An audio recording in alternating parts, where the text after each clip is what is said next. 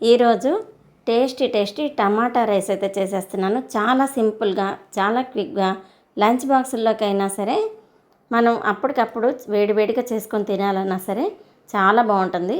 మరి దీనికోసం ఒక ఉల్లిపాయ, 4 పచ్చిమిరపకాయలు చీలికలు చేసి పక్కన పెట్టేసి, టమాటాలని చిన్న టమాటాలు 6 వేసాను. పెద్దవైతే 4 వేసుకోండి. ఇలా మిక్సీ జార్లో వేసేసుకొని ప్యూరీ చేసుకొని పక్కన ఉంచుకోవాలి. ఒక కొత్తిమీర కూడా కట్ చేసి పక్కన పెట్టేసుకొని, స్టవ్ పైన కుక్కర్ గిన్నె పెట్టేసుకొని 1 స్పూన్ ఆయిల్ వేసేసుకొని, ఇవి ఆయిల్ కొంచెం హీట్ ఎక్కిన తర్వాత 2 అనాస పువ్వులు వేసుకోవాలి.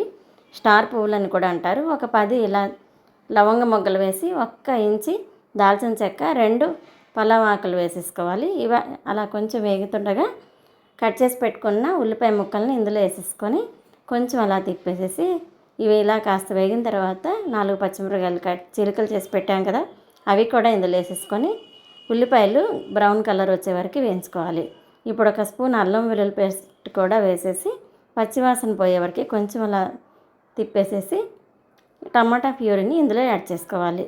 ఇలా ఒక్కసారి మొత్తం అంతా కలిసేలాగా తిప్పుకొని ఇవి కొంచెం ఉడుకుతున్నప్పుడు 1 రెమ్మ కరివేపాకు వేసుకోండి. 1 స్పూన్ కారం, టేస్ట్కి తగినట్టుగా ఉప్పు వేసేసుకోవాలి. ఇలా వేసేసుకొని 1 స్పూన్ ధనియా పౌడరు, కట్ చేసి పెట్టుకున్న కొత్తిమీర కూడా ఇందులో యాడ్ చేసుకోవాలి. ఇలా కరివేపాకు, కొత్తిమీర కూడా వేయడం వల్ల చాలా టేస్ట్ వస్తుంది, హెల్త్కి కూడా మంచిది. ఇలా ఒకసారి మొత్తం అంతా కలిపేసేసి కాస్త ఆయిల్ పైకి వచ్చే వరకు ఉడకనివ్వాలి. 2 నిమిషాలు ఇలా ఉడికిన తర్వాత ఇప్పుడు ఇందులో మనం 1 ఎండుమిరపకాయని ఇలా 2 ముక్కలుగా తుంచేసేసుకుందాం. ఇలా వేయడం వల్ల ఆ మిరపకాయ గింజలు, మిరపకాయ టేస్ట్, కమ్మదనం చాలా బాగుంటుంది. మరి ఈ గ్లాస్తో బియ్యం తీసుకున్నాం కాబట్టి ఇదే గ్లాస్తో గ్లాసు 1.25 నీళ్లు పోసేసాను. ఈ ఎసరు కరెక్ట్గా సరిపోతుంది. టమాటా ప్యూరీ ఉంది కాబట్టి మనం కొంచెం ఎసరు తగ్గించుకొని వేసుకోవాలి. ఉప్పు చూసాను, చాలా కరెక్ట్గా సరిపోయింది. ఒకవేళ తగ్గింది అనుకుంటే ఇంకొంచెం వేసుకోవచ్చు. ఇప్పుడు బియ్యాన్ని వాటర్ రాకుండా ఇలా నీళ్లు లేకుండా వేసేసుకోవాలి. ఇలా మొత్తం బియ్యం అన్నీ వేసేసుకొని ఫైనల్గా 1 స్పూన్ నెయ్యి వేసుకోండి. ఈ నెయ్యి వేయడం వల్ల టేస్ట్ అయితే చాలా బాగుంటుంది.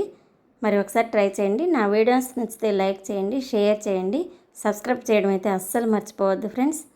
ఇలా టమాటా రైస్ 3 విజిల్స్ వచ్చిందంటే కరెక్ట్గా రెడీ అయిపోయినట్టే. ఇలా 3 విజిల్స్ వచ్చినాక ఒక 5 మినిట్స్ ఆకి స్టవ్ ఆఫ్ చేసేసుకోవాలి.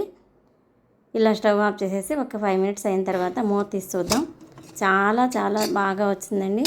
చూసారా, చూస్తుంటేనే తినాలనిపిస్తుంది కదా. మరి నాకైతే ఆకలి వేసేస్తుంది, నేను తినేస్తున్నాను. మరి మీరు కూడా వచ్చేయండి, కలిసి తినేద్దాం. మరి ఏమంటారు? Thank you, bye.